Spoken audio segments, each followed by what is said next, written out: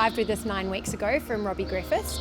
He had a history of tendon injury, so his most recent injury being in February this year. He had then been rested by Robbie and he came to us to commence more of a targeted rehab program so that he could then become part of a life after racing.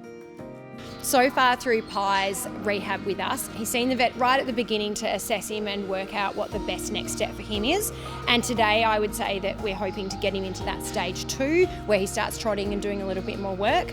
He will then see the vet again in another 8 to 12 weeks for a follow-up scan, again to get an idea of how that structure is looking on scan and can we increase the workload further. So it was great today. We had the vet out to see Pie and we had really good news, which is that Pie's injury has started to continue to its next phase of healing. What that means is that on his scans there's less black areas, which would be inflammation, and more grey areas, which are new tissue forming. And when we look at that tissue, it's also forming in a more organised fashion.